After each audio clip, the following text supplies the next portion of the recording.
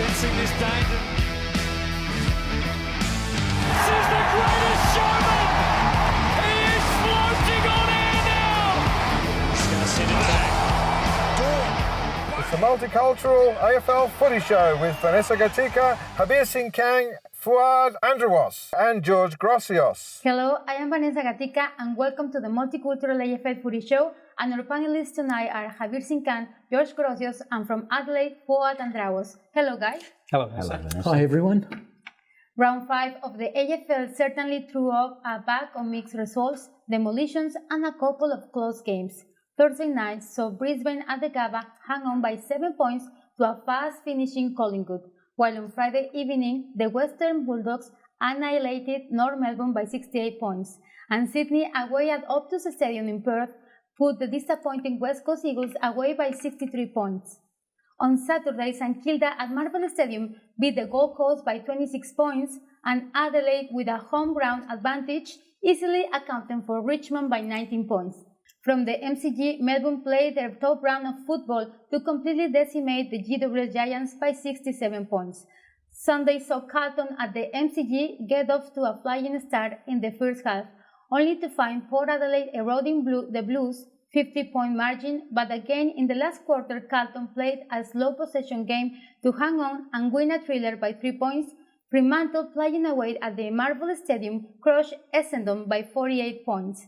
And on Monday, Hawthorn at the MCG surprised with a win over the highly fancied Geelong Cats. What are your thoughts, Javier?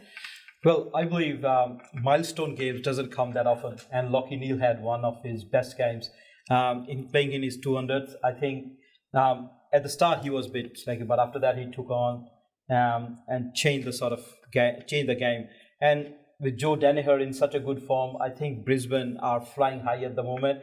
And the way things are, they've been consistent from the last few years, but I think this year they look a bit different. And then they seem more hungry as well. And Collingwood, well, they did very well, especially without Mychek. He wasn't in there. And then I believe Jamie Elliott. Jamie Elliott, he was away too. So it was a kind of like a depleted team from them, but to put up to Brisbane at their home turf, I mean, huge credit to them. And I think there's a good future ahead for Collingwood too. Well, I said it was an honourable loss for the Magpies, and Craig McRae was so angry with that term. He said, I don't want honourable losses, I want to win. And he's instilled a very, very confident attacking mindset in Collingwood. They never gave up. It was a terrific performance by the Pies, just couldn't get the job done. They didn't have the poise, gentlemen, in the end.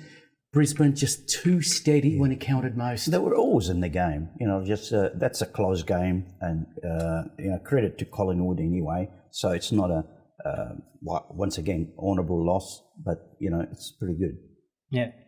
No, definitely. Another game, Bulldogs finally got their kicking right with Northern and Cody Wadman kicking 5 each. So that was a delight to watch. And on the other hand, this was only like one test, because we know that North Melbourne hasn't had such a good defensive system in place. So once they come up against good teams, and there's more pressure on them too, and then there are close games, that will be the real test in the coming games. Nevertheless, a good win for the Doggies. Well, North Melbourne were so good the week before against Sydney Swans, pushing Swans all the way. I was expecting a very close game, and it was disappointing that the Roos went into the quarter-time break 45 points down. The game was as good as over. So North Melbourne's coaching team will be very, very disappointed that they got off to a slow start. But to see the Western Bulldogs, you can say they were at the best, like 21-13, 34 shots at the goal. So you can't, it's great work, yeah. Yeah, so. Now they've been doing those shots, but not converting them into goals. But West Coast, I think that was a kind of surprise to me, with Elliot Yeo coming back in, Luke Shuey coming back in, and Jack Kelly as well. I expected them to perform a lot better than what they did. But huge credit to Sydney, without Lance Franklin and all the young guns blazing in that game, and top result. I don't think I've ever seen a team start the game or go into the quarter-time break with a donut. Well, donuts, 0-0. Poor West Coast Eagles could not register a single point in that first quarter. So it was a very disappointing performance by them. And as you say, Hebi, with the return of the big names, Shuey, Elliott, Yeo, Tim Kelly, I expected them to be a lot more competitive. And what they served up in that first quarter was just rubbish. Yep. And St Kilda game, St Kilda's flying high at the moment. Their front, especially Max King, he's performing in each and every game. And surprise package this time, Jack Higgins, he comes in and kicks 5 goals too. So that's a team which has got a very good structure at the moment. And I think this time Ryder wasn't in this game, so it was even sweeter win for them. And St Kilda, I think they look like a very good force this year. 4-1, that's not a bad result for the season for St Kilda. But let's not write off the Suns. I'm seeing good signs. They're playing not too bad. They're not losing by big margins like previous years. So they're still in the game. So credit to the young kids. Yeah. Well, they came off a fantastic win against Carlton. So I expected them to be very competitive against St Kilda, but in the end, St Kilda, too much poise, too much talent. But again, if we use that phrase, honourable loss, they'd be frustrated. The Suns, they'd be very frustrated because they want to start winning away from home, and they're just yet to crack that important victory against a top side in Melbourne. Yeah, and not sure where Tex Walker's been training because he couldn't train with the main bob. And suddenly he comes in and he's grabbing bag of goals every match. And Adelaide fans, like they didn't have any bond to their joy when they saw that win over there. That was a great win. Obviously, I was there, and just Walker was pumped from the start. So he was just in the mood to score goals, and he wasn't selfish. He was passing the balls to the youngsters, and. Let's have a look at the Elliot Himmelberg. Yeah. So he scored another 4 goals, and young Josh Riccielli, he scored 2 out of 4 shots at the goal. So I'm encouraged by the way the Adelaide Crows are playing, and thank you, Vanessa. Last week you put me on the spot when you said about my membership. Yes, I'm still keeping it because I said we've got faith in the guys. So I think they're doing okay. But I can see them going places, yes. Richmond would be very disappointed. This was a game that they penciled in as a win. And they staged a comeback in the third quarter where they were in front. Yes. But Adelaide, to their credit, they rallied. They steadied, and in the end, it was a meritorious win. Yeah, but the greatest loss, of course, losing Sloane. It was terrible news. He's sustained a ACL injury, so disappointed to see such a champion of the game miss the rest of the season. Yeah, I hope he recovers and we see him next year. My career might be over too. Thank you, guys, and we'll be back after the break with more reviews of Round 5.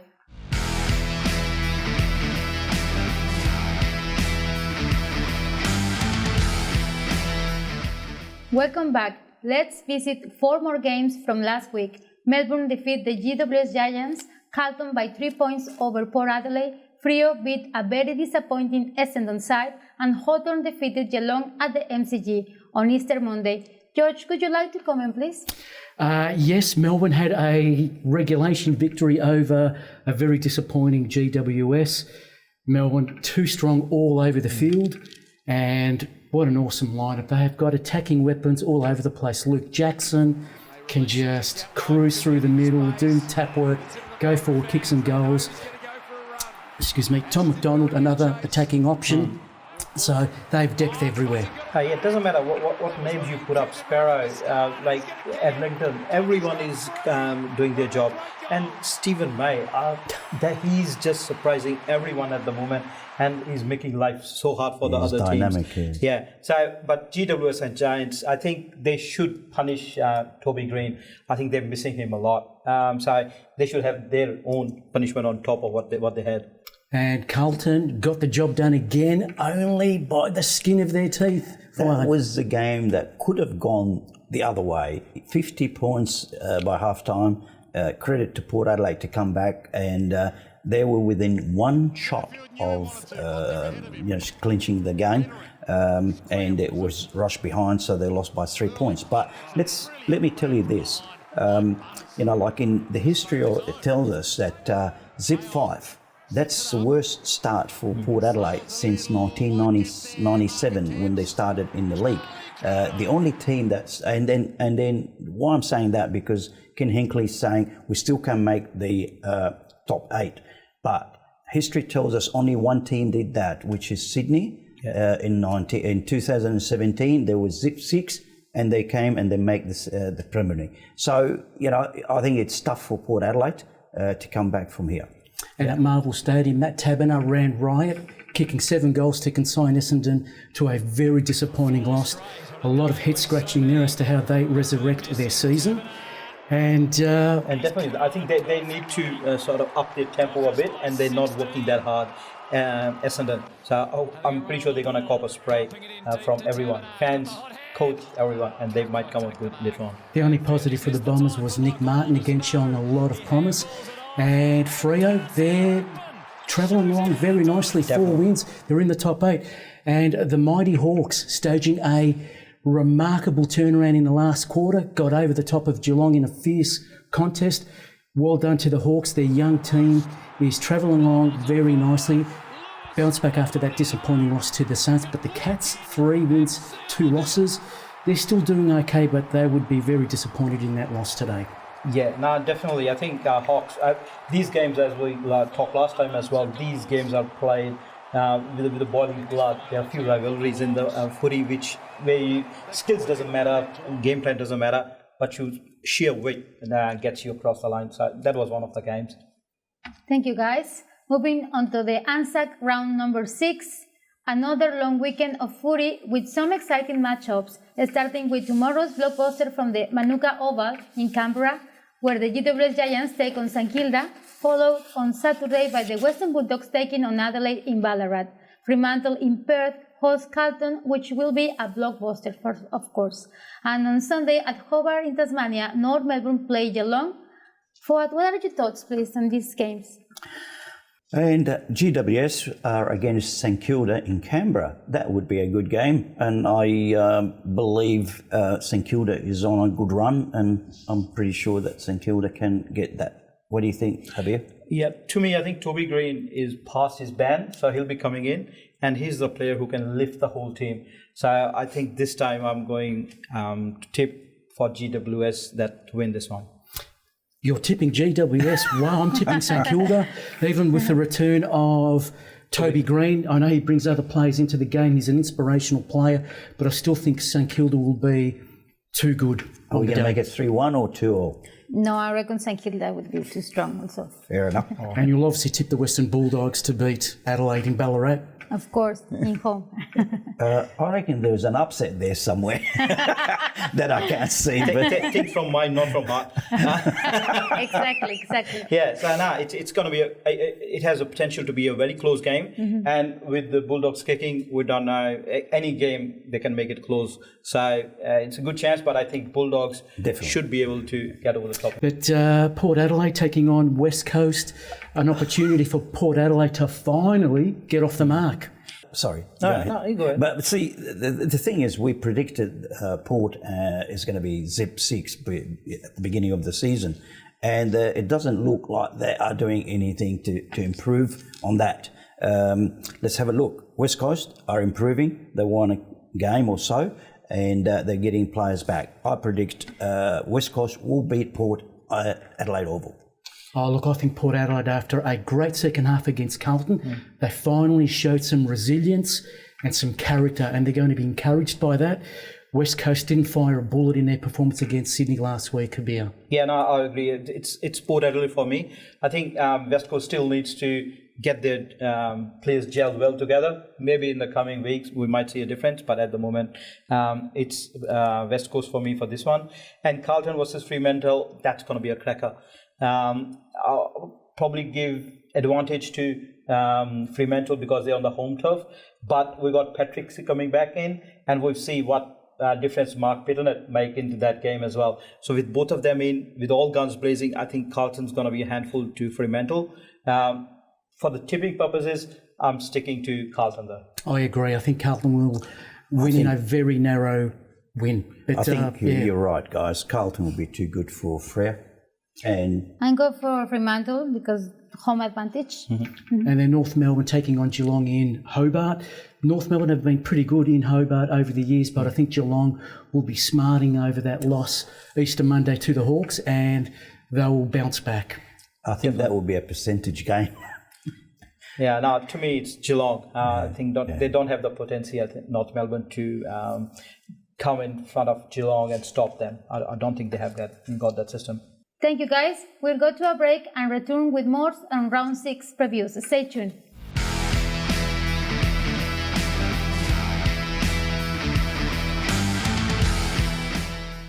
Continuing with Sundays and Mondays previews, the Gold Coast hosts Brisbane for the Queensland Derby. And at the MCG, Richmond take on the informed league leaders Melbourne. And on Monday, Hawthorn will have a crack at Sydney. While at the MCG, the traditional Anzac Day blockbuster Essendon takes on Collingwood. And despite both sides' current form, this game will be fiercely fought contest. What is your opinion, Javier? Well, I suppose Gold Coast and Brisbane, I think it's going to be the same story with other games of Gold Coast. They're going to play good. They're going to come close, but I think Brisbane's going to be too good. Only thing goes in their favour is because Brisbane's not at home, so they have the tendency of accuracy issues in front of goal sometimes. That might creep in. That might, if that creeps in, I think Gold Coast should take advantage and topple Brisbane. Otherwise, the way I'm saying Brisbane, it's hard to stop them at the moment. I just hope the game's not a blowout. You would expect Brisbane on paper to be the obvious favourites, but Gold Coast have been showing in recent times at home that they're very competitive. So I'm still going to tip Brisbane though in a close margin. I think you're right, guys. Brisbane's got to do it, and I think coming from a close loss to Hawthorn, they're really going to be furious, and I think it could be a bigger score than what we think. They're going to go for it, Brisbane. Yeah, and Melbourne, I don't think anyone can predict against them at this stage. I don't think there's any team at the moment who can stop on the day, but we've seen that in the past. There has been a few surprises, but I don't see it happening in this game. I think Richmond won't be able to compete well with Melbourne, and Melbourne is always going to win this one. Well, Richmond, this is a must-win for them just to keep pace with the top 8. They've had some disappointing losses in recent weeks. I know injuries have played a major part, but they need to rise above that, and this is a really, really important game for them. And Melbourne, if they can bowl over the Tigers, it's just, another great start for them, riding high on confidence. And, I'm expecting a very close match, though. Well, I'm with you, Javier. Melbourne just playing great football, and I think they're too good to lose, so that they will be the winners, I think. What do you think? Melbourne, of course, they're in the best shape at the moment. Yeah, it's very hard to predict against them. And Hawthorn versus Sydney, again, a very good game. I would say it has the potential to be a very good game, and I think it's not going to be any different. It's going to be a hard-fought game. I'm hoping that no complacency creeps into Hawthorn with that fantastic win over Geelong, and they keep up that momentum, they keep up that tempo, and they will be creating some headaches for Sydney, and I wouldn't be surprised if they come on the top. So for me, it's Hawks. You're going to tip the Hawks? It'd be a wow. Thank you very much. Look, this promises to be a fantastic clash. Two sides with some talented young players. Sydney at the moment are a little bit more poised. Their young brigade has really, really matured very quickly. Hawthorn looking to emulate that. I am going to tip, however, the Swans. It breaks my heart after such a fantastic win against the Cats.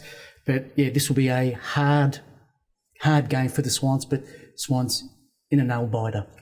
I reckon it's Hawthorn's game being at home, and I think they will do it, coming from a win against a top team in Geelong. That's going to give them a lot of confidence. We can't take it away from Sydney. They're playing great football, but it's going to be great spectacle anyway. It's going to be a great game. Hawthorn for me. It's going to be a very close game, but for me, the Sydney Swans, they will be too strong. Even though Hawthorn is getting there, but I reckon at the moment Sydney will be too strong for them. Would have been great to see Lance Franklin Yeah, definitely. Yeah, of course. play as well against true. his former team. Yeah, Exactly. And talking about the rivalry games that are fought hard, another one, Essendon versus Collingwood. Again, forget what Essendon's been doing so far. They probably don't need a spray for this game. They will fight hard on this game, and I wouldn't be surprised that out of the blue, they come on the top.